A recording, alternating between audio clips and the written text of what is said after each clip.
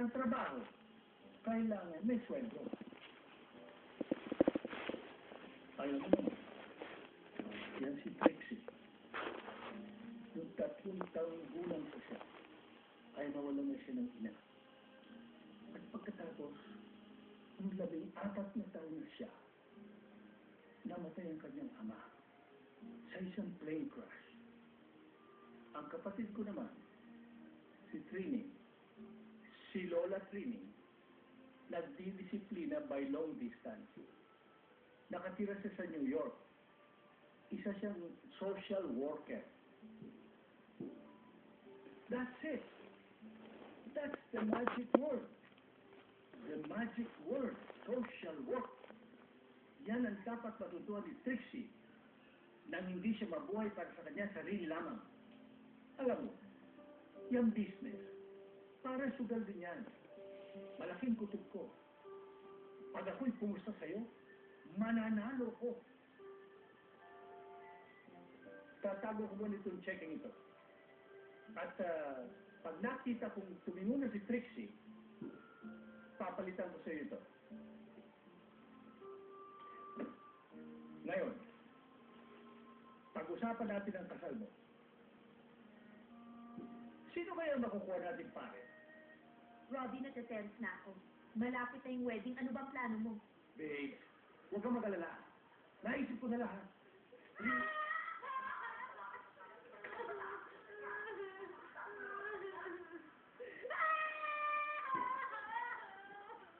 Ang lumagda ay nangangakong titira sila ni Patricia sa Alameda sa magkahiwalay na silid at walang magaganap na pagtatalik pisikal.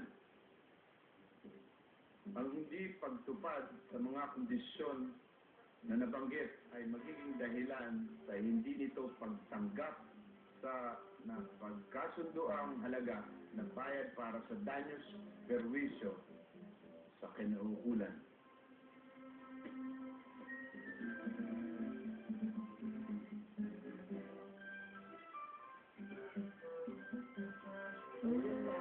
Alam mo na, oh. Ano? Ha? O isa. O, eto. Dito, ha?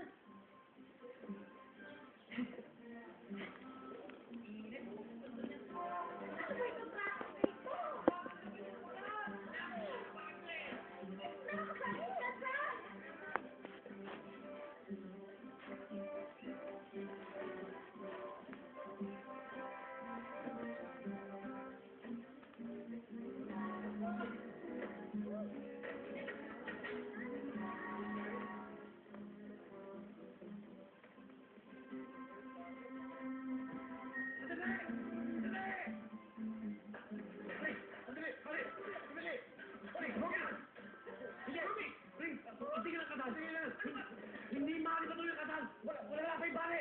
Wala pa. Saka isa pa. Ano ba yan? Mainit. Mainit po. Kaya pa. Hindi din. Hindi pwede matuloy.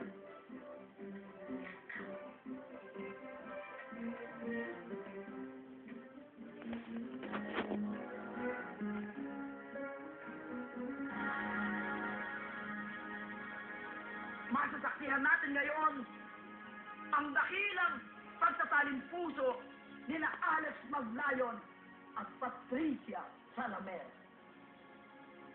Ang kasal ay napakahalaga, hindi ito biro. Kung may iba diyang nagbibiro, hindi dapat gawing biro ang kasalang ito. Ito'y isang bigkis at hindi pangkaraniwang bigkis, sapagkat ang bigkis na ito pag nagawa ng bigkis ay hindi na maaaring talasin, hindi tulad ng gripo.